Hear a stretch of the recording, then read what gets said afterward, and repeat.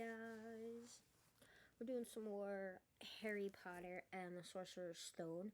Sorry for no video this time. My computer was having some problems. Well, my internet has been having some problems the last few days, but we're going to continue where we left off, which is on chapter 11, Quidditch. As they entered November, the weather turned very cold. The mountains around the school became icy gray, and the lake like chilled steel. Every morning the ground was covered in frost. Hagrid could be seen from the upstairs windows defrosting broomsticks on the Quidditch field, bundled up in a long moleskin overcoat, rabbit fur gloves, and enormous beaver skin boots. And that man looks like a whole wild animal. The Quidditch season had begun. On Saturday, Harry would be playing in his first match after weeks of training, Gryffindor versus Slytherin. If Gryffindor won, they would move up into second place in the house championship. It seems like Gryffindor and Slytherin are like at odds with each other all the time. Every time I read this thing, it's Gryffindor and Slytherin, Gryffindor and Slytherin. It's kind of crazy. You don't really hear about any other house too much. Hardly anyone had seen Harry play because Wood had decided that as their secret weapon, Harry should be kept, well, secret. But the news that he was playing Seeker had leaked out somehow, and Harry didn't know which was worse. People telling him he'd be brilliant, or people telling him they'd be running around underneath him holding a mattress. It was really lucky that Harry now had Hermione as a friend. He didn't know how he'd have gotten through all his homework without her, what with all the last-minute Quidditch practice Wood was making them do. She had also lent him Quidditch Through the Ages, which turned out to be a very interesting read. Harry learned that there were 700 ways of committing a Quidditch foul, and that all of them had happened during a World Cup match in 1473, that Seekers were usually the smallest and fastest players, and that most serious Quidditch accidents seemed to happen to them, that although people rarely died playing Quidditch, referees had been known to vanish and turn up months later in the Sahara Desert. Hermione had become a bit more relaxed about breaking rules since Harry and Ron had saved her from the mountain troll, and she was much nicer for it. The day before Harry's first Quidditch match, the three of them were out in the freezing courtyard during break, and she had conjured them up a bright blue fire that could be carried around in a jam jar. They were standing with their backs to it, getting warm, when Snape crossed the yard. Harry noticed at once that Snape was limping. Harry, Ron, and Hermione moved closer together to block the fire from view. They were sure it wouldn't be allowed. Unfortunately, something about their guilty faces caught Snape's eye. He limped over. He hadn't seen the fire, but he seemed to be looking for a reason to tell them off anyway. "What's that you've got there, Potter?" It was Quidditch Through the Ages. Harry showed him. "Library books are not to be taken outside the school," said Snape. "Give it to me. 5 points from Gryffindor." "He's just made that rule up," Harry muttered angrily as Snape limped away. "Wonder what's wrong with his leg." "Dunno, but I hope it's really hurting him," said Ron bitterly. The Gryffindor common room was very noisy that evening. Harry, Ron, and Hermione sat together next to a window. Hermione was checking Harry and Ron's charms homework for them. She would never let them copy. How will you learn? But by asking her to read it through, they got the right answers anyway. Harry felt restless. He wanted Quidditch Through the Ages back, to take his mind off his nerves about tomorrow. Why should he be afraid of Snape? Getting up, he told Ron and Hermione he was going to ask Snape if he could have it back. "Better you than me," they said all together, but Harry had an idea that Snape wouldn't refuse if there were other teachers listening. He made his way down to the staff room and knocked. There was no answer. He knocked again. Nothing. Perhaps Snape had left the book in there. It was worth a try. He pushed the door ajar and peered inside, and a horrible scene met his eyes. Snape and Filch were inside, alone. Snape was holding his robes above his knees. One of his legs was bloody and mangled. Filch was handing Snape bandages. "Blasted thing," Snape was saying. "How are you supposed to keep your eyes on all 3 heads at once?" Harry tried to shut the door quietly, but... "Potter!" Snape's face was twisted with fury as he dropped his robes quickly to hide his leg. Harry gulped. "I just wondered if I could have my book back." "Get out!" "Out!" Harry left. Before Snape could take any more points from Gryffindor, he sprinted back upstairs. "Did you get it?" Ron asked as Harry joined them. "What's the matter?" In a low whisper, Harry told them what he'd seen. "You know what this means," he finished breathlessly. "He tried to get past that 3-headed dog at Halloween. That's where he was going when we saw him. He's after whatever it's guarding. And I'd bet my broomstick he let that troll in to make a diversion." Hermione's eyes were wide. "No, he wouldn't," she said. "I know he's not very nice, but he wouldn't try and steal something Dumbledore was keeping safe." "Honestly, Hermione, you think all teachers are saints or something," snapped Ron. "I'm with Harry. I wouldn't put anything past Snape, but what's he after? What's that dog guarding?" Harry went to bed with his head buzzing with the same question. Neville was snoring loudly, but Harry couldn't sleep. He tried to empty his mind. He needed to sleep. He had to. He had his first Quidditch match in a few hours, but the expression on Snape's face when Harry had seen his leg wasn't easy to forget. The next morning dawned very bright and cold. The great hall was full of the delicious smell of fried sausages and the cheerful chatter of everyone looking forward to a good Quidditch match. "You've got to eat some breakfast." "I don't want anything. Just a bite of toast," wheedled Hermione. "I'm not hungry." Harry felt terrible. In an hour's time, he'd be walking onto the field. "Harry, you need your strength," said Seamus Finnegan. "Seekers are always the ones who get clobbered by the other team." "Thanks, Seamus," said Harry, watching Seamus pile ketchup on his sausages. By 11 o'clock, the whole school seemed to be out in the stands around the Quidditch pitch. Many students had binoculars. The seats might be raised high in the air, but it was still difficult to see what was going on sometimes. Ron and Hermione joined Neville, Seamus, and Dean, the West Ham fan, up in the top row. As a surprise for Harry, they had painted a large banner on one of the sheets that Scabbers had ruined. It said Potter for President, and Dean, who was good at drawing, had done a large Gryffindor lion underneath. Then Hermione had performed a tricky little charm so that the paint flashed different colors. Meanwhile, in the locker room, Harry and the rest of the team were changing into their scarlet Quidditch robes. Slytherin would be playing in green. Wood cleared his throat for silence. "Okay, men," he said. "And women," said Chaser Angelina Johnson. "And women," Wood agreed. "This is it." "The big one," said Fred Weasley. "The one we've all been waiting for," said George. "We know Oliver's speech by heart," Fred told Harry. "We were on the team last year." "Shut up, you two," said Wood. "This is the best team Gryffindor's had in years. We're going to win. I know it." He glared at them all as if to say, "Or else." "Right. It's time. Good luck, all of you." Harry followed Fred and George out of the locker room, and hoping his knees weren't going to give way, walked onto the field to loud cheers. Madam Hooch was refereeing. She stood in the middle of the field, waiting for the two teams, her broom in her hand. "Now, I want a nice, fair game, all of you," she said, once they were all gathered around her. Harry noticed that she seemed to be speaking particularly to the Slytherin captain, Marcus Flint, a sixth year. Harry thought Flint looked as if he had some troll blood in him. Out of the corner of his eye, he saw the fluttering banner high above, flashing Potter for President over the crowd. His heart skipped. He felt braver. "Mount your brooms, please." Harry clambered onto his Nimbus 2000. Madam Hooch gave a loud blast on her silver whistle. 15 brooms rose up, high into the air. They were off, and the quaffle was taken immediately by Angelina Johnson of Gryffindor. What an excellent chaser that girl is, and rather attractive, too. "Jordan!" "Sorry, Professor." The Weasley twins' friend, Lee Jordan, was doing the commentary for the match, closely watched by Professor McGonagall. "And she's really belting along up there. A neat pass to Alicia Spinnet, a good find of Oliver Woods. Last year, only a reserve. Back to Johnson, and no, the Slytherins have taken the quaffle. Slytherin Captain Marcus Flint gains the quaffle, and off he goes. Flint flying like an eagle up there. He's going to score. No, stopped by an excellent move by Gryffindor keeper Wood, and the Gryffindors take the quaffle. That's Chaser Kitty Bell of Gryffindor there. Nice dive around Flint. Off up the field, and ouch! That must have hurt. Hit in the back of the head by a bludger. That would knock the son of a bitch out. Quaffle taken by the Slytherins. That's Adrian Pusey, speeding off toward the goalpost, but he's blocked by a second bludger, sent his way by Fred or George Weasley, can't tell which. Nice play by the Gryffindor beater anyway, and Johnson back in possession of the quaffle. A clear field ahead, and off she goes. She's really flying. Dodges a speeding bludger. The goalposts are ahead. Come on now, Angelina. Keeper Bletchley dives, misses. Gryffindors score. Gryffindor cheers filled the cold air, with howls and moans from the Slytherins. "Budge up there, move along." "Hagrid." Ron and Hermione squeezed together to give Hagrid enough space to join them. "Been watching from me hut," said Hagrid, patting a large pair of binoculars on his neck, "but it isn't the same as being in the crowd. No sign of the snitch yet, eh?" "Nope," said Ron. "Harry hasn't had much to do yet." "Kept out of trouble, though, that's something," said Hagrid, raising his binoculars and peering skyward at the speck that was Harry. Way up above them, Harry was gliding over the game, squinting about for some sign of the snitch. This was part of his and Wood's game plan. "Keep out of the way until you catch sight of the snitch," Wood had said. "We don't want you attacked before you have to be." When Angelina had scored, Harry had done a couple of loop-the-loops to let off his feelings. Now he was back to staring around for the snitch. Once he caught sight of a flash of gold, but it was just a reflection from one of the Weasleys' wristwatches, and once a bludger decided to come pelting his way, more like a cannonball than anything.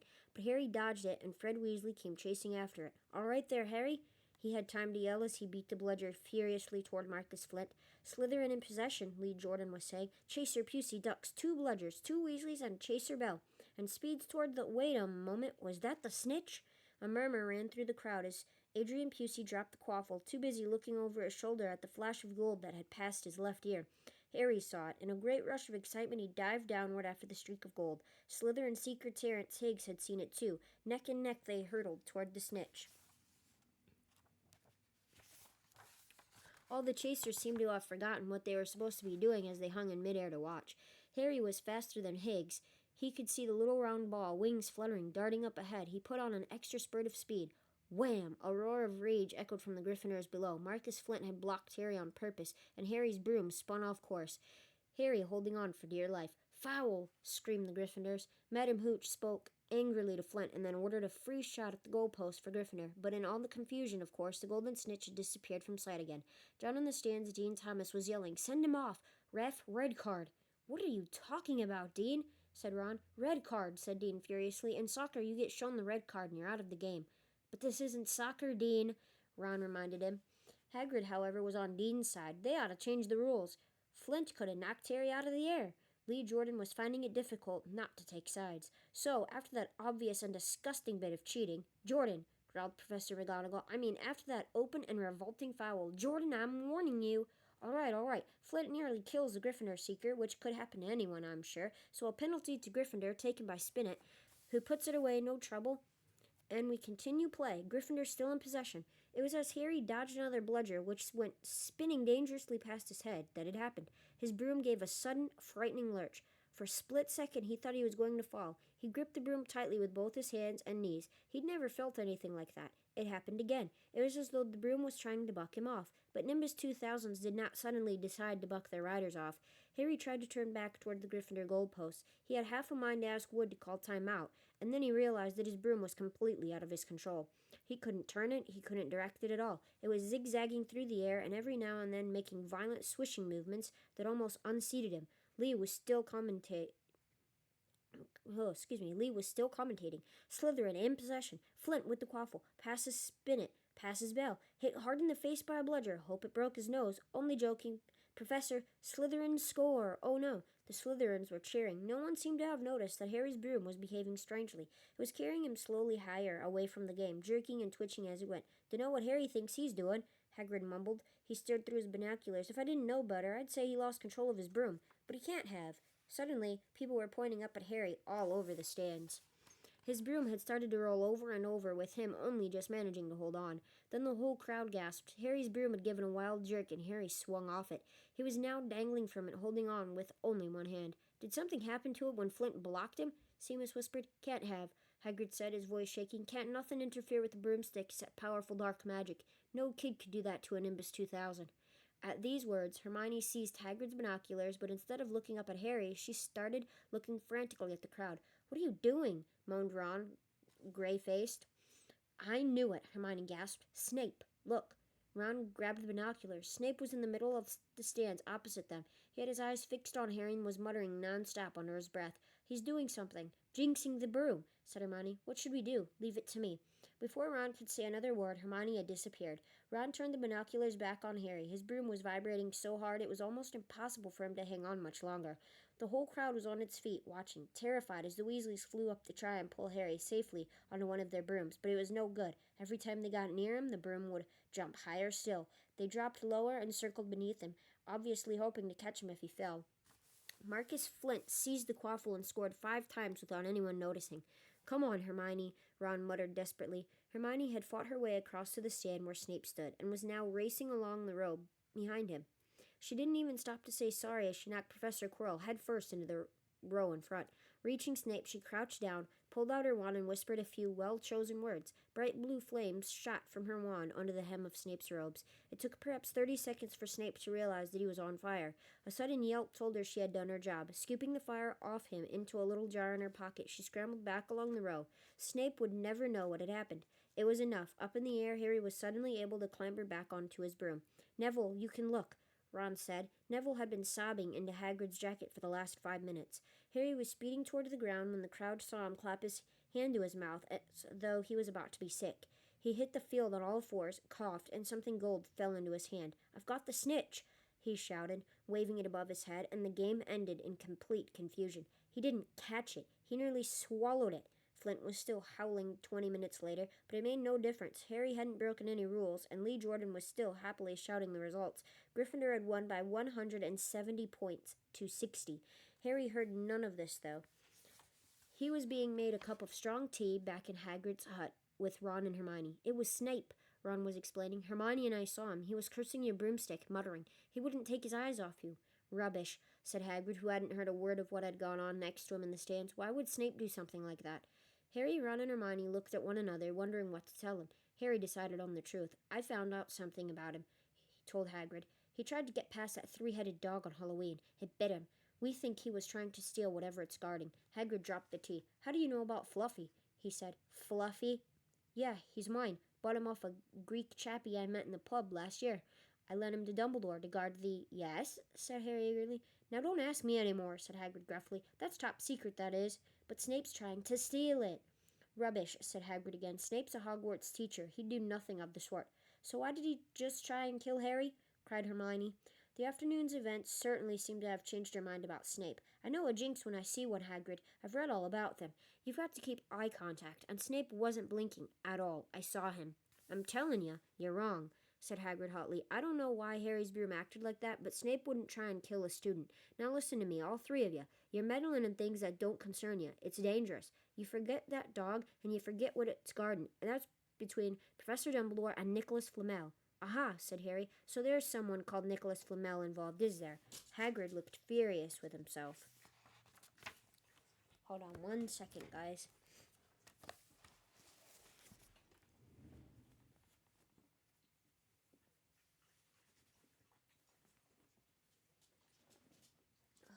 Alright. Sorry, just drinking some water.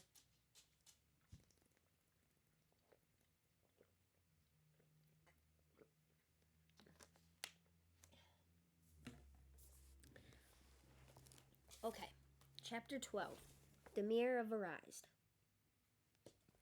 And I think the Mirror of Arised is supposed to be desire spelled backwards. But I could be wrong. Y'all tell me what you think after we hear the story. Christmas was coming. One morning in mid-December, Hogwarts woke to find itself covered in several feet of snow. The lake frozen solid, and the Weasley twins were punished for bewitching several snowballs so that they followed Quirrell around, bouncing off the back of his turban. The few owls that managed to battle their way through the stormy sky to deliver mail had to be nursed back to health by Hagrid before they could fly off again. No one could wait for the holidays to start. While the Gryffindor common room and the Great Hall had roaring fires, the drafty corridors had become icy, and a bitter wind rattled the windows in the classrooms. Worst of all were Professor Snape's classes down in the dungeons, where their breath rose in a mist before them, and they kept as close as possible to their hot cauldrons.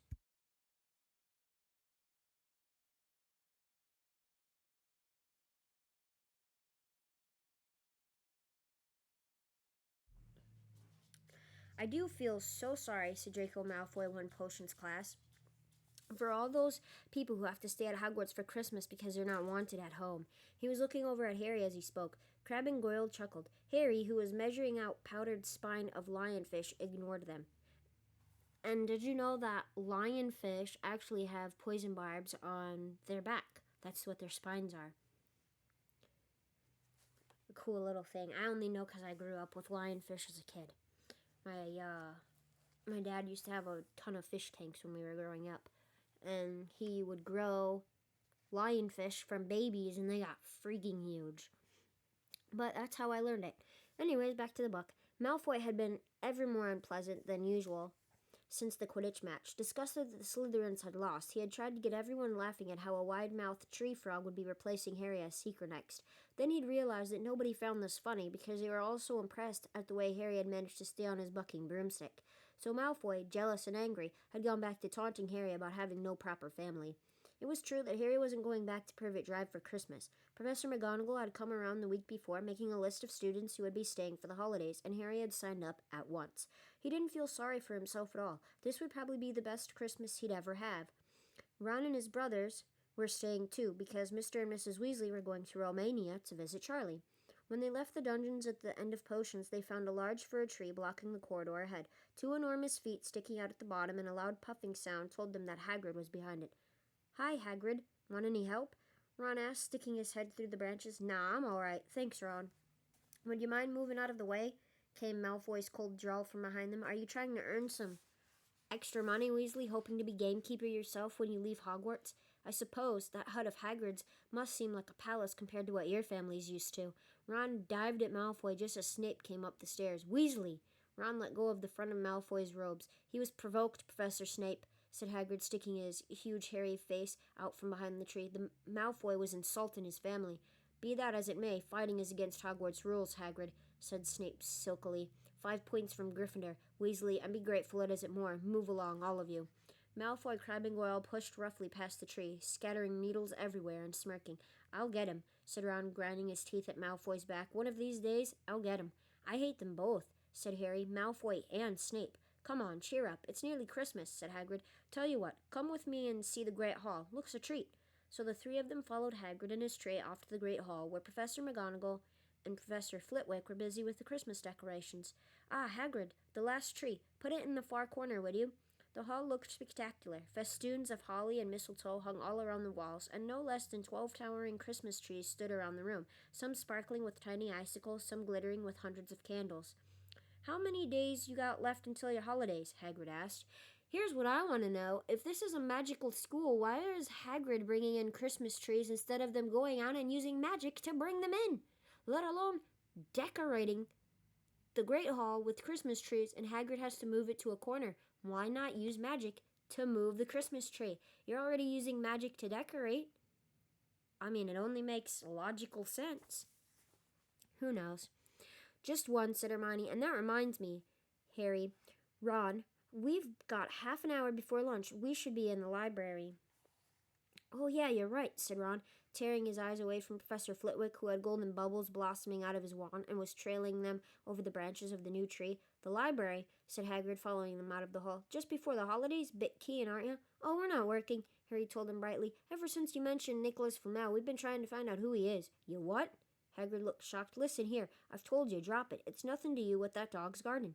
We just want to know who Nicholas Flamel is, that's all," said Hermione. "Unless you'd like to tell us and save us the trouble," Harry added. "We must have been through hundreds of books already, and we can't find him anywhere. Just give us a hint. I know I've read his name somewhere." "I'm saying nothing," said Hagrid flatly. "Just have to find out for ourselves then," said Ron, and they left Hagrid looking disgruntled and hurried off to the library. They had indeed been searching books for Flamel's name ever since Hagrid had let it slip, because how else were they going to find out what Snape was trying to steal? The trouble was, it was very hard to know where to begin, not knowing what Flamel might have done to get himself into a book. He wasn't in great wizards of the 20th century or notable magical names of our time. He was missing, too, from important modern magical discoveries and a study of recent developments in wizardry. And then, of course, there was the sheer size of the library, tens of thousands of books, thousands of shelves, hundreds of narrow rows. Hermione took out a list of subjects and titles she had decided to search, while Ron strode off down a row of books and started pulling them off the shelves at random. Harry wandered over to the restricted section. He had been wondering for a while if Flamel wasn't somewhere in there. Unfortunately, you needed a specially signed note from one of the teachers to look in any of the restricted books, and he knew he'd never get one. These were the books containing powerful dark magic never taught at Hogwarts and only read by older students studying advanced defense against the dark arts. "What are you looking for, boy?" "Nothing," said Harry. Madame Pince, the librarian, brandished a feather duster at him. "You'd better get out then. Go on, out." Wishing he'd been a bit quicker at thinking up some story, Harry left the library. He and Ron and Hermione had already agreed they'd better not ask Madame Pince where they could find Flamel. They were sure she'd be able to tell them, but they couldn't risk Snape hearing what they were up to. Harry waited outside in the corridor to see if the other two had found anything, but he wasn't very hopeful. They had been looking for 2 weeks after all, but as they only had odd moments between lessons, it wasn't surprising they'd found nothing. What they really needed was a nice long search without Madame Pince breathing down their necks. And here's the thing. If the restricted section of the library is holding these books that is for powerful dark magic, it's only obvious why the kids learn it. You see what I'm saying? Like, they all sneak into the library at some point in time, and that's how a lot of them turn evil, is from reading these books, because they're curious. Instead of just piquing their curiosity and letting them see what it is, you lock it in a corner and don't let them read it. Don't let them see it. Of course they're going to want to know what it is. Now it piques their interest. Now they're going to want it because you're telling them they can't. and then to wait until they're higher up in school to be able to access it. I mean, I understand you don't want first year students learning powerful dark magic that they shouldn't, but you also don't want advanced people learning dark magic that could potentially turn it into evil uses. You see what I'm saying? I don't know. It's kind of tricky, I guess. Anyways, 5 minutes later, Ron and Hermione joined him, shaking their heads. They went off to lunch. "You will keep looking while I'm away, won't you?" said Hermione, "and send me an owl if you find anything. And you could ask your parents if they know who Flamel is," said Ron. "It'd be safe to ask them." "Very safe, as they're both dentists," said Hermione. Once the holidays had started, Ron and Harry were having too good a time to think much about Flamel. They had the dormitory to themselves, and the common room was far emptier than usual, so they were able to get the good armchairs by the fire. They sat by the hour, eating anything they could spear on a toasting fork, bread, English muffins, marshmallows, and plotting ways of getting Malfoy expelled, which were fun to talk about, even if they wouldn't work. Ron also started teaching Harry wizard chess. This was exactly like Muggle chess, except that the figures were alive, which made it a lot like directing troops in battle. Ron's set was very old and battered. Like everything else he owned, it had once belonged to someone else in his family. In this case, his grandfather. However, old chessmen weren't a drawback at all. Ron knew them so well he never had trouble getting them to do what he wanted. Harry played with chessmen Seamus Finnegan and lent him, and they didn't trust him at all. He wasn't a very good player yet, and they kept shouting different bits of advice at him, which was confusing. "Don't send me there. Can't you see his knight? Send him. We can afford to lose him." How would you feel about having a chess set that sat there and told you how to play? I think I'd actually learn how to play chess. On Christmas Eve, Harry went to bed looking forward to the next day for the food and the fun, but not expecting any presents at all. When he woke early in the morning, however, the first thing he saw was a small pile of packages at the foot of his bed. "Merry Christmas," said Ron sleepily as Harry scrambled out of bed and pulled on his bathrobe. "You too," said Harry. "Will you look at this? I've got some presents." "What did you expect? Turnips?" said Ron, turning to his own pile, which was a lot bigger than Harry's. Harry picked up the top parcel. It was wrapped in thick brown paper, and scrawled across it was, "To Harry, from Hagrid." Inside was a roughly cut wooden flute. Hagrid had obviously whittled it himself. Harry blew it. It sounded a bit like an owl. A second, very small parcel contained a note. "We received your message and enclose your Christmas present from Uncle Vernon and Aunt Petunia." Taped to the note was a 50-pence piece. "That's friendly," said Harry. Ron was fascinated by the 50-pence. "Weird," he said. "What a shape. This is money?" "You can keep it," said Harry, laughing at how pleased Ron was. Hagrid and my aunt and uncle. So who sent these?" "I think I know who that one's from," said Ron, turning a bit pink and pointing at a very lumpy parcel. "My mom.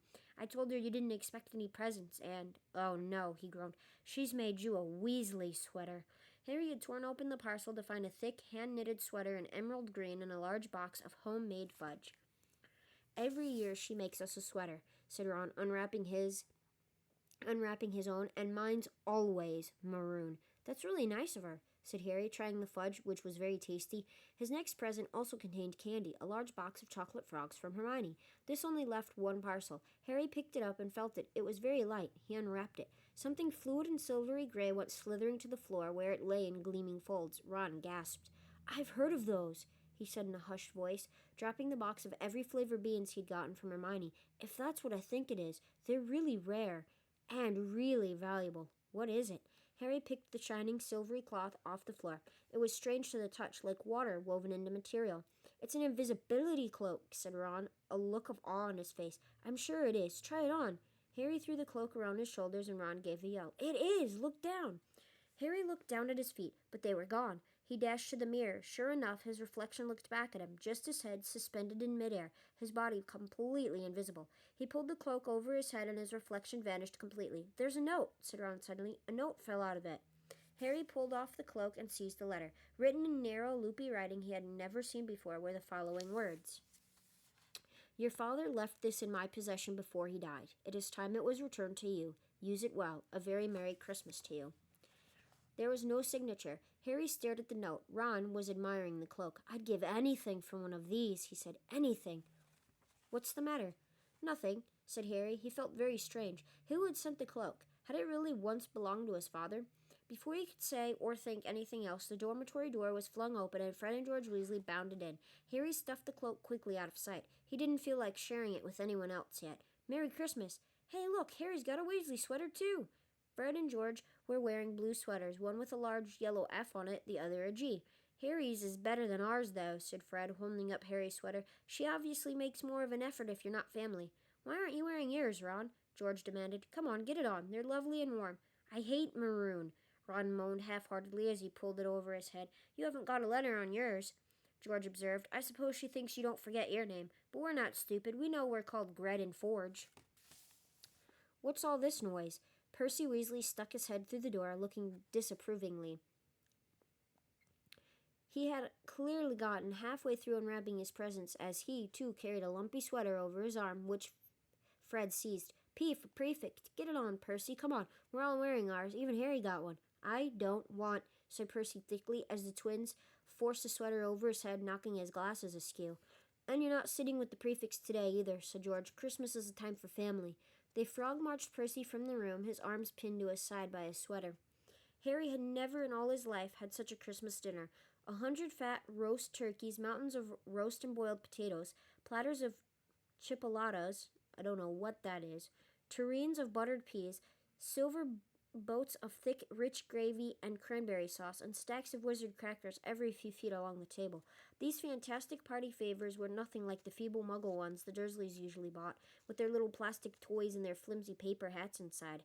Harry pulled a wizard cracker with Fred, and it didn't just bang. It went off with a blast like a cannon and engulfed them all in a cloud of blue smoke, while from the inside exploded a rear admiral's hat and several live white mice. Up at the high table, Dumbledore had swapped his pointed wizard's hat for a flowered bonnet and was chuckling merrily at a joke Professor Flitwick had just read him. Why in the hell is he wearing a bonnet, and flowery at that? What piqued his interest in wearing a flower bonnet? Flaming Christmas puddings followed the turkey. Percy nearly broke his teeth on a silver sickle embedded in his slice. Who even wears bonnets anymore? Like, what in the hell? This isn't Little House on the Prairie? I mean, I guess a lot of people wear bonnets, but what the hell? What the hell? Harry watched Hagrid getting redder and redder in the face as he called for more wine, finally kissing Professor McGonagall on the cheek, who, to Harry's amazement, giggled and blushed, her top hat lopsided.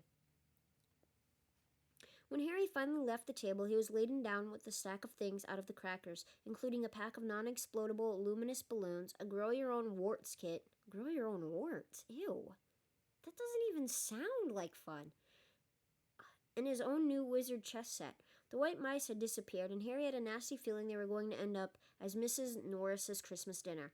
Harry and the Weasleys spent a happy afternoon having a furious snowball fight on the grounds. Then, cold, wet, and gasping for breath, they returned to the fire in the Gryffindor common room, where Harry broke in his new chess set by losing spectacularly to Ron. He suspected he wouldn't have lost so badly if Percy hadn't tried to help him so much. After a meal of turkey sandwiches, crumpets, trifle, and Christmas cake, everyone felt too full and sleepy to do much before bed except sit and watch Percy chase Fred and George all over Gryffindor Tower because he'd stolen his prefect badge. It had been Harry's best Christmas day ever. Yet something had been nagging at the back of his mind all day. Not until he climbed into bed was he free to think about it, the invisibility cloak, and whoever had sent it. Ron, full of turkey and cake and with nothing mysterious to bother him, fell asleep almost as soon as he'd drawn the curtains of his four-poster. Harry leaned over the side of his own bed and pulled the cloak out from under it. His father's. This had been his father's. He let the material flow over his hands, smoother than silk, light as air. Use it well, the note had said. He had to try it now. He slipped out of bed and wrapped the cloak around himself. Looking down at his legs, he saw only moonlight and shadows. It was a very funny feeling. Use it well. Suddenly, Harry felt wide awake. The whole of Hogwarts was open to him in this cloak. Excitement flooded through him as he stood there in the dark and silence. He could go anywhere in this, anywhere, and Filch would never know. Ron grunted in his sleep. Should Harry wake him? Something held him back. His father's cloak. He felt that this time, the first time, he wanted to use it alone. He crept out of the dormitory, down the stairs, across the common room, and climbed through the portrait hole. "Who's there?" squawked the fat lady. Harry said nothing. He walked quickly down the corridor. Where should he go? He stopped, his heart racing, and thought, and then it came to him. The restricted section in the library. He'd be able to read as long as he liked, as long as it took to find out who Flamel was. He set off, drawing the invisibility cloak tight around him as he walked. The library was pitch black and very eerie. Harry lit a lamp to see his way along the rows of books. The lamp looked as if it was floating along in midair, and even though Harry could feel his arm supporting it, the sight gave him the creeps. The restricted section was right at the back of the library. Stepping carefully over the rope that separated these books from the rest of the library, he held up his lamp to read the titles. They didn't tell him much. Their peeling, faded gold letters spelled words in languages Harry couldn't understand. Some had no title at all. One book had a dark stain on it that looked horribly like blood. The hairs on the back of Harry's neck prickled. Maybe he was imagining it, maybe not, but he thought a faint whispering was coming from the books, as though they knew someone was there who shouldn't be. He had to start somewhere. Setting the lamp down carefully on the floor, he looked along the bottom shelf for an interesting book. A large black and silver volume caught his eye. He pulled it out with difficulty because it was very heavy, and balancing it on his knee, let it fall open. A piercing, blood-curdling shriek split the silence. The book was screaming. Harry snapped it shut, but the shriek went on, one high, unbroken, ear-splitting note. He stumbled backward and knocked over his lamp, which went out at once.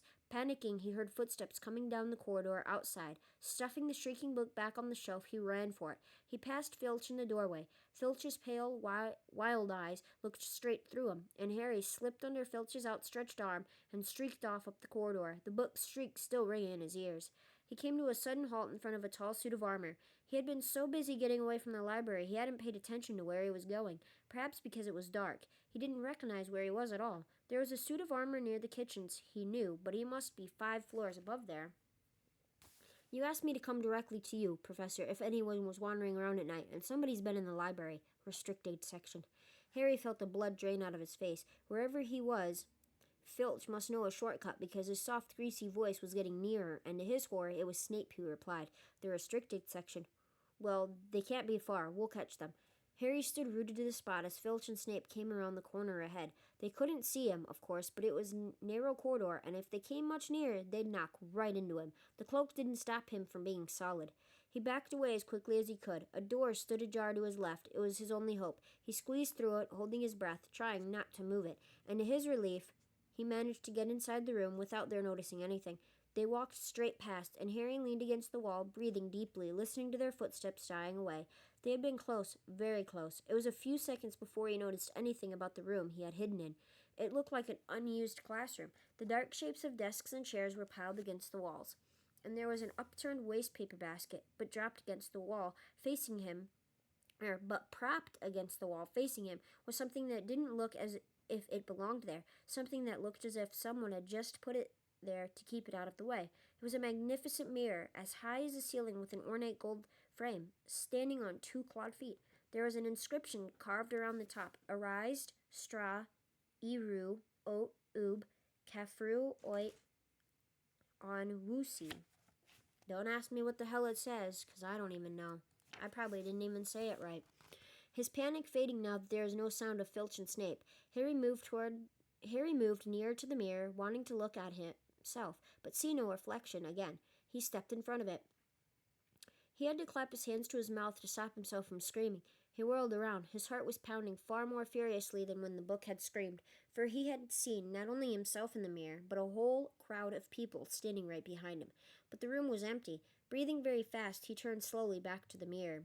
There he was, reflected in it, white and scared-looking, and there, reflected behind him, were at least 10 others. Harry looked over his shoulder, but still no one was there. Or were they all invisible too? Was he in fact in a room full of invisible people, and this mirror's trick was that it reflected them, invisible or not?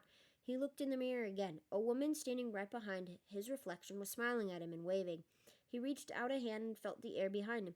If she was really there, he'd touch her. Their reflections were so close together, but he felt only air. She and the others existed only in the mirror. She was a very pretty woman. She had dark red hair and her eyes. Her eyes are just like mine, Harry thought, edging a little closer to the glass. Bright green, exactly the same shape, but then he noticed that she was crying, smiling but crying at the same time. The tall, thin, black-haired man standing next to her put his arm around her. He wore glasses, and his hair was very untidy. It stuck up at the back, just as Harry's did. Harry was so close to the mirror now that his nose was nearly touching that of his reflection. And this is why I say it might be called the Mirror of Desire instead of the Mirror of Arised, just backwards, because they are, or not they, but Harry is seeing his parents. It's what he desires. He's never known them, but I don't know. We'll find out how much we learn about it and see what happens. Because that's my understanding of the mirror anyways, is that it's what you desire. Mom, he whispered. Dad? They just looked at him, smiling, and slowly Harry looked into the faces of the other people in the mirror and saw other pairs of green eyes like his, other noses like his, even a little old man who looked as though he had Harry's knobbly knees. Harry was looking at his family for the first time in his life. The Potters smiled and waved at Harry, and he stared hungrily back at them, his hands pressed flat against the glass, as though he was hoping to fall right through it and reach them. He had a powerful kind of ache inside him, half joy, half terrible sadness. How long he stood there, he didn't know. The reflections did not fade, and he looked and looked until a distant noise brought him back to his senses. He couldn't stay here. He had to find his way back to bed. He tore his eyes away from his mother's face, whispered, I'll come back, and hurried from the room. You could have woken me up, said Ron crossly. You can come tonight. I'm going back. I want to show you the mirror. I'd like to see your mom and dad, said Ron eagerly. And I want to see all your family, all the Weasleys. You'll be able to show me your other brothers and everyone.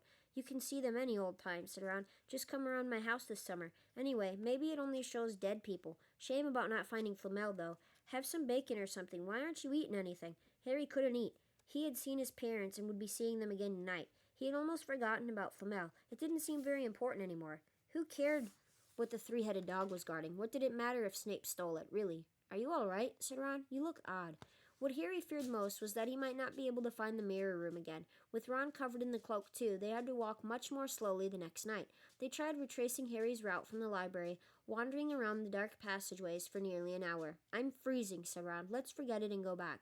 No, Harry hissed. I know it's here somewhere. They passed the ghost of a tall witch gliding in the opposite direction, but saw no one else. Just as Ron started moaning that his feet were dead with cold, Harry spotted the suit of armor. It's here, just here. Yes. They pushed the door open. Harry dropped the cloak from around his shoulders and ran to the mirror. There they were. His mother and father beamed at the sight of him. See, Harry whispered. I can't see anything. Look at them all. There are loads of them. I can only see you. Look at it properly. Go on, stand where I am. Harry stepped aside, but with Ron in front of the mirror, he couldn't see his family anymore, just Ron in his paisley pajamas. Ron, though, was staring transfixed at his image. Look at me, he said. Can you see all your family standing around you? No, I'm alone, but I'm different. I look older, and I'm head boy. What? I am. I'm wearing the badge like Bill used to, and I'm holding the house cup and the Quidditch cup. I'm Quidditch captain, too. Ron tore his eyes away from this splendid sight to look excitedly at Harry. Do you think this mirror shows the future? How can it? All my family are dead. Let me have another look. You had it all to yourself all last night. Give me a bit more time. You're only holding the Quidditch cup. What's interesting about that? I want to see my parents. Don't push me. A sudden noise outside the corridor put an end to their discussion. They hadn't realized how loudly they had been talking. Quick! Ron threw the cloak back over them at the luminous eyes of Mrs. Norris came around the door. Harry and Ron stood quite still, both thinking the same thing. Did the cloak work on cats? After what seemed an age, she turned and left. This isn't safe. She might have gone for Filch. I bet she heard us. Come on. And Ron pulled Harry out of the room. The snow still hadn't melted the next morning. Want to play chess, Harry? Said Ron. No. Why don't we go down and visit Hagrid? No, you go. I know what you're thinking about, Harry. That mirror. Don't go back tonight. Why not? I don't know. I've just got a bad feeling about it. And anyway, you've had too many close shaves already. Filch, Snape, and Mrs. Norris are wandering around. So what if they can't see you? What if they walk into you? What if you knock something over? You sound like Hermione. I'm serious, Harry. Don't go. But Harry only had one thought in his head, which was to get back in front of the mirror, and Ron wasn't going to stop him. That third night he found his way more quickly than before. He was walking so fast he knew he was making more noise than was wise, but he didn't meet anyone. And there were his mother and father smiling at him again, and one of his grandfathers nodding happily. Harry sank down to sit on the floor in front of the mirror. There was nothing to stop him from staying here all night with his family, nothing at all. Except, so, back again, Harry. Harry felt as though his insides had turned to ice. He looked behind him. Sitting on one of the desks by the wall was none other than Albus Dumbledore. Harry must have walked straight past him, so desperate to get to the mirror he hadn't noticed him. I didn't see you, sir. Strange how nearsighted being invisible can make you, said Dumbledore, and Harry was relieved to see that he was smiling. So, said Dumbledore, slipping off the desk to sit on the floor with Harry, you, like hundreds before you, have discovered the delights of the Mirror of Erised. I didn't know it was called that, sir, but I expect you've realized by now what it does. It shows me my family, and it showed your friend Ron himself as head boy. How did you know? I don't need a cloak to become invisible, said Dumbledore gently. Now, can you think what the Mirror of Erised shows us all? Harry shook his head. Let me explain. The happiest man on earth would be able to use the Mirror of Erised like a normal mirror. That is, he would look into it and see himself exactly as he is. Does that help? Harry thought. Then he said slowly, It shows us what we want. Whatever we want. Yes and no, said Dumbledore quietly. It shows us nothing more or less than the deepest, most desperate desires of our hearts. You, who have never known your family, see them standing around you. Ronald Weasley, who has always been overshadowed by his brothers, sees himself standing alone, the best of all of them. However, this mirror will give us neither knowledge or truth. Men have wasted away before it, entranced by what they have seen, or been driven mad, not knowing if what it shows is real or even possible. The mirror will be moved to a new home tomorrow, Harry. Hold on, trying to flip the page here. And I ask you not to go looking for it again. If you ever do run across it, you will now be prepared. It does not do to dwell on dreams and forget to live. Remember that. Now, why don't you put that admirable cloak back on and get off to bed? Harry stood up. Sir, Professor Dumbledore, can I ask you something? Obviously, you've just done so. Dumbledore smiled. You may ask me one more thing, however. What do you see when you look in the mirror? I see myself holding a pair of thick woolen socks. Harry stared. One can never have enough socks, said Dumbledore. Another Christmas has come and gone, and I didn't get a single pair. People will insist on giving me books. It was only when he was back in bed that it struck Harry that Dumbledore might not have been quite truthful. But then, he thought, as he shoved Scabbers off his pillow, it had been quite a personal question.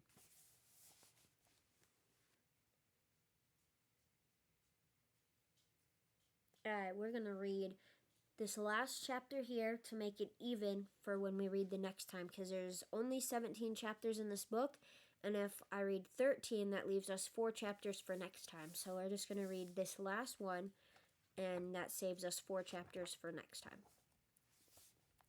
Chapter 13, Nicholas Flamel. Dumbledore had convinced Harry not to go looking for the Mirror of Erised again, and for the rest of the Christmas holidays the invisibility cloak stayed folded at the bottom of his trunk. Harry wished he could forget what he'd seen in the mirror as easily, but he couldn't. He started having nightmares. Over and over again he dreamed about his parents disappearing in a flash of green light, while a high voice cackled with laughter. You see, Dumbledore was right. That mirror could drive you mad, said Ron when Harry told him about these dreams. Hermione, who came back the day before term started, took a different view of things. She was torn between horror at the idea of Harry being out of bed, roaming the school 3 nights in a row, if Filch had caught you, and disappointment that he hadn't had at least found out who Nicholas Flamel was. They had almost given up hope of ever finding Flamel in a library book, even though Harry was still sure he'd read the name somewhere. Once term had started, they were back to skimming through books for 10 minutes during their breaks. Harry had even less time than the other two because Quidditch practice had started again. Wood was working the team harder than ever. Even the endless rain that had replaced the snow couldn't dampen his spirits. The Weasleys complained that Wood was becoming a fanatic, but Harry was on Wood's side. If they won their next match against Hufflepuff, they would overtake Slytherin in the House Championship for the first time in 7 years. Quite apart from wanting to win, Harry found that he had fewer nightmares when he was tired out after training. Then, during one particular wet and muddy practice session, Wood gave the team a bit of bad news. He'd just gotten very angry with the Weasleys, who kept dive-bombing each other and pretending to fall off their brooms. Will you stop messing around? He yelled. That's exactly the sort of thing that'll lose us the match. Snape's refereeing this time, and he'll be looking for any excuse to knock points off Gryffindor. George Weasley really did fall off his broom at these words. Snape's refereeing? He spluttered through a mouthful of mud. When's he ever refereed a Quidditch match? He's not going to be fair if we might overtake Slytherin. The rest of the team landed next to George to complain too. It's not my fault, said Wood. We just got to make sure we play a clean game, so Snape hasn't got an excuse to pick on us. Which was all very well, thought Harry, but he had another reason for not wanting Snape near him while he was playing Quidditch. The rest of the team hung back to talk to one another as usual at the end of practice, but Harry headed straight back to the Gryffindor common room, where he found Ron and Hermione playing chess. Chess was the only thing Hermione ever lost at, something Harry and Ron thought was very good for her. Don't talk to me for a moment, said Ron when Harry sat down next to him. I need to concentrate. He caught sight of Harry's face. What's the matter with you? You look terrible. Speaking quietly so that no one else would hear, Harry told the other two about Snape's sudden, sinister desire to be a Quidditch referee. Don't play, said Hermione at once. Say you're ill, said Ron. Pretend to break your leg, Hermione suggested. Really break your leg, said Ron. I can't, said Harry. There isn't a reserve seeker. If I back out, Gryffindor can't play at all. At that moment, Neville toppled into the common room. How he had managed to climb through the portrait hole was anyone's guess, because his legs had been stuck together with what they recognized at once as the leg locker curse. He must have had a bunny hop all the way up to Gryffindor Tower. Everyone fell over laughing except Hermione, who leapt up and performed the counter curse. Neville's legs sprang apart and he got to his feet, trembling. What happened? Hermione asked him, leading him over to sit with Harry and Ron. Malfoy, said Neville shakily. I met him outside the library. He said he'd been looking for someone to practice that on. Go to Professor McGonagall, Hermione urged Neville. Report him. Neville shook his head. I don't want more trouble, he mumbled. You've got to stand up to him, Neville, said Ron. He's used to walking all over people. But that's no reason to lie down in front of him and make it easier. There's no need to tell me I'm not brave enough to be in Gryffindor. Malfoy's already done that, Neville choked out. Harry felt in the pocket of his robes and pulled out a chocolate frog, the very last one from the box Hermione had given him for Christmas. He gave it to Neville, who looked as though he might cry.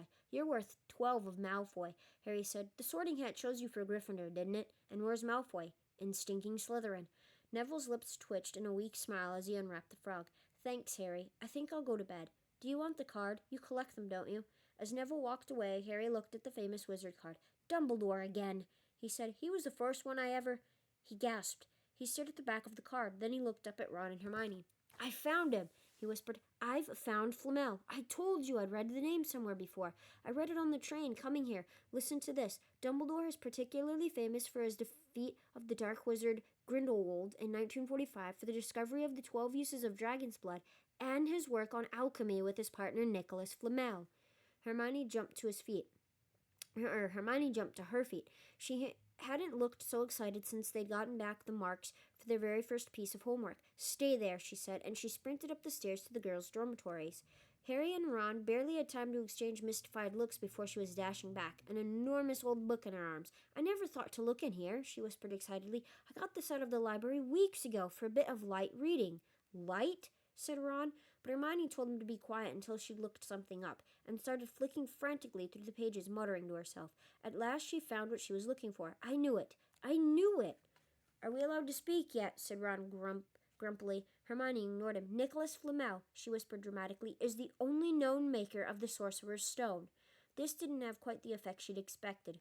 The what? Said Harry and Ron. Oh, honestly, don't you two read? Look, read that. There. She pushed the book toward them, and Harry and Ron read. The ancient study of alchemy is concerned with making the Sorcerer's Stone, a legendary substance with astonishing powers. The stone will transform any metal into pure gold. It also produces the elixir of life, which will make the drinker immortal. There have been many reports of the Sorcerer's Stone over the centuries, but the only stone currently in existence belongs to Mr. Nicholas Flamel, the noted alchemist and opera lover. Mr. Flamel, who celebrated his 665th birthday last year, enjoys a quiet life in Devon with his wife, Perenelle, 658. See, said Hermione, when Harry and Ron had finished, the dog must be guarding Flamel's Sorcerer's Stone. I bet he asked Dumbledore to keep it safe for him, because they're friends, and he knew someone was after it. That's why he wanted the stone moved out of Gringotts. A stone that makes gold and stops you from ever dying, said Harry. No wonder Snape's after it. Anyone would want it. And no wonder we couldn't find Flamel in that study of recent developments in wizardry, said Ron. He's not exactly recent if he's 665, is he? The next morning, in Defense Against the Dark Arts, while copying down different ways of treating werewolf bites, Harry and Ron were still discussing what they'd do with the Sorcerer's Stone if they had one. It wasn't until Ron said he'd buy his own Quidditch team that Harry remembered about Snape and the coming match. And that's crazy, considering that if anybody's ever read the Bible or knows anything to do with the Bible, some of the people in the Bible lived to be over 100-something years old as well. So if they were living to be that old in the Bible, how come humans, today, don't live past 100? I mean, there are certain circumstances and miracles where people do, but they don't live to be that old. Like, could you imagine being 665 years old? What do you do?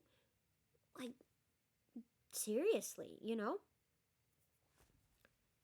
I'm going to play, he told Ron and Hermione. If I don't, all the Slytherins will think I'm just too scared to face Snape. I'll show them. It'll wipe the smiles off their faces if we win.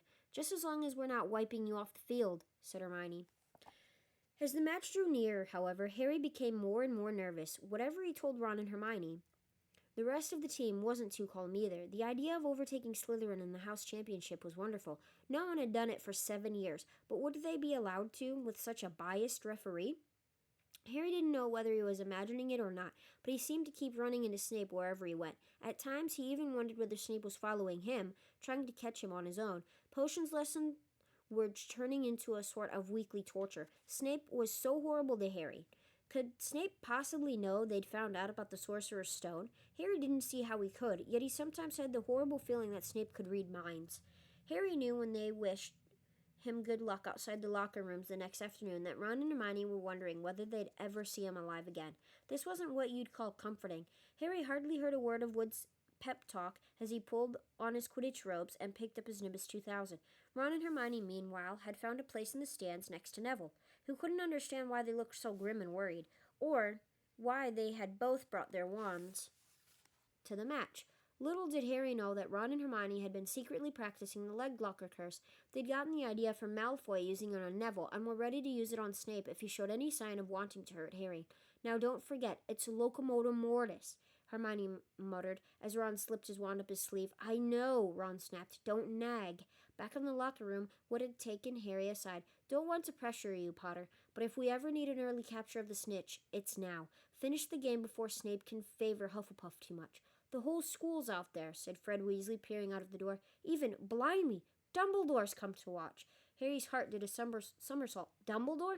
He said, dashing to the door to make sure. Fred was right. There was no mistaking that silver beard. Harry could have laughed out loud with relief. He was safe. There was simply no way that Snape would dare to try to hurt him if Dumbledore was watching. Perhaps that was why Snape was looking so angry as the teams marched onto the field, something that Ron noticed too. I've never seen Snape look so mean, he told Hermione. Look, they're off. Ouch! Someone had poked Ron in the back of the head. It was Malfoy. Oh, sorry, Weasley. Didn't see you there.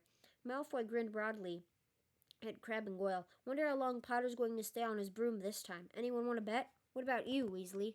Ron didn't answer. Snape had just awarded Hufflepuff a penalty because George Weasley had hit a bludger at him. Hermione, who had all her fingers crossed in her lap, was squinting fixedly at Harry, who was circling the game like a hawk, looking for the snitch. You know how I think they choose people for the Gryffindor team? Said Malfoy loudly a few minutes later, as Snape awarded Hufflepuff another penalty for no reason at all. It's people they feel sorry for. See, there's Potter, who's got no parents. Then there's the Weasleys, who've got no money. You should be on the team, Longbottom. You've got no brains. Neville went bright red, but turned in his seat to face Malfoy. I'm worth 12 of you, Malfoy, he stammered. Malfoy, Crabbe, and Goyle howled with laughter, but Ron, still not daring to take his eyes from the game, said, You tell him, Neville. Longbottom, if brains were gold, you'd be poorer than Weasley, and that's saying something. Ron's nerves were already stretched to the breaking point with anxiety about Harry. I'm warning you, Malfoy. One more word. Ron, said Hermione suddenly. Harry. What? Where? Harry had suddenly gone into a spectacular dive, which drew gasps and cheers from the crowd. Hermione stood up, her crossed fingers in her mouth, as Harry streaked toward the ground like a bullet. You're in luck, Weasley. Potter's obviously spotted some money on the ground, said Malfoy. Ron snapped. Before Malfoy knew what was happening, Ron was on top of him, wrestling him to the ground. Neville hesitated, then clambered over the back of his seat to help. Come on, Harry, Hermione screamed, leaping onto her seat to watch as Harry sped straight at Snape. She didn't even notice Malfoy and Ron rolling around under her seat, or the scuffles and yelps coming from the whirl of fists that was Neville, Crabbe, and Goyle. Up in the air, Snape turned on his broomstick just in time to see something scarlet shoot past him, missing him by inches. The next second, Harry had pulled out of the dive, his arm raised in triumph, the snitch clasped in his hand. The stands erupted. It had to be a record. No one could ever remember the snitch being caught so quickly. Ron, where are you? The game's over. Harry's won. We've won. Gryffindor is in the lead, shrieked Hermione, dancing up and down on her seat and hugging Parvati Patel in the row in front. Harry jumped off his broom, a foot from the ground. He couldn't believe it. He'd done it. The game was over. It had barely lasted 5 minutes. As Gryffindors came spilling onto the field, he saw Snape land nearby, white-faced and tight-lipped. Then Harry felt a hand on his shoulder and looked up into Dumbledore's smiling face. "Well done," said Dumbledore quietly, so that only Harry could hear. "Nice to see you haven't been brooding about that mirror, been keeping busy. Excellent." Snape spat bitterly on the ground. Harry left the locker room alone some time later to take his Nimbus 2000 back to the broom shed. He couldn't ever remember feeling happier. He'd really done something to be proud of now. No one could say he was just a famous name anymore. The evening air had never smelled so sweet. He walked over the damp grass, reliving the last hour in his head, which was a happy blur. Gryffindors running to lift him onto their shoulders. Ron and Hermione in the distance, jumping up and down. Ron cheering through a heavy nosebleed. Harry had reached the shed. He leaned against the wooden door and looked up at Hogwarts, with its windows glowing red in the setting sun. Gryffindor in the lead. He'd done it. He'd shown Snape. And speaking of Snape, a hooded figure came swiftly down the front steps of the castle, clearly not wanting to be seen. It walked as fast as possible toward the Forbidden Forest. Harry's victory faded from his mind as he watched. He recognized the figure's prowling walk. Snape, sneaking into the forest while everyone else was at dinner. What was going on? Harry jumped back on his Nimbus 2000 and took off. Gliding silently over the castle, he saw Snape enter the forest at a run. He followed. The trees were so thick he couldn't see where Snape had gone. He flew in circles lower and lower, brushing the top of branches of trees until he heard voices. He glided toward them and landed noiselessly in a towering beech tree. He climbed carefully along one of the branches, holding tight to his broomstick, trying to see through the leaves. Below, in a shadowy clearing, stood Snape, but he wasn't alone. Quirrell was there too. Harry couldn't make out the look on his face, but he was stuttering worse than ever. Harry strained to catch what they were saying. "Don't know what you wanted to meet here for, of all places, Severus." "Oh, I thought we'd keep this private," said Snape, his voice icy. "Students aren't supposed to know about the Sorcerer's Stone, after all." Harry leaned forward. Quirrell was mumbling something. Snape interrupted him. "Have you found out how to get past that beast of Hagrid's yet?" "But Severus, You don't want me as your enemy, Quirrell," said Snape, taking a step forward. "I don't know what you know perfectly well what I mean." An owl hooted loudly, and Harry nearly fell out of the tree. He steadied himself in time to hear Snape say, "Your little bit of hocus-pocus. I'm waiting." "But don't—" "Very well," Snape cut in. "We'll have another little chat soon, when you've had time to think things over and decide where your loyalties lie." He threw his cloak over his head and strode out of the clearing. It was almost dark now, but Harry could see Quirrell standing quite still, as though he was petrified. "Harry, where have you been?" Hermione squeaked. "We won! You won! We won!" shouted Ron, thumping Harry on the back. "And I gave Malfoy a black eye, and Neville tried to take on Crabbe and Goyle single-handed. He's still out cold, but Madame Pomfrey says he'll be all right. Talk about showing Slytherin. Everyone's waiting for you in the common room. We're having a party. Fred and George stole some cakes and stuff from the kitchens." "Never mind that now," said Harry breathlessly. "Let's find an empty room. You wait till you hear this." He made sure Peeves wasn't inside before shutting the door behind them. Then he told them what he'd seen and heard. "So we were right. It is the Sorcerer's Stone, and Snape's trying to force Quirrell to help him get it. He asked if he knew how to get past Fluffy, and he said something about Quirrell's hocus-pocus. I reckon there are other things guarding the stone apart from Fluffy. Loads of enchantments, probably, and Quirrell would have done some anti-dark art spell that Snape needs to break through." "So you mean the stone's only safe as long as Quirrell stands up to Snape?" said Hermione in alarm. "It'll be gone by next Tuesday," said Ron. Alright, so we're going to stop there, and the next 4 chapters we will read next week, and that will be the end of Harry Potter and the Sorcerer's Stone, and then we go into book 2.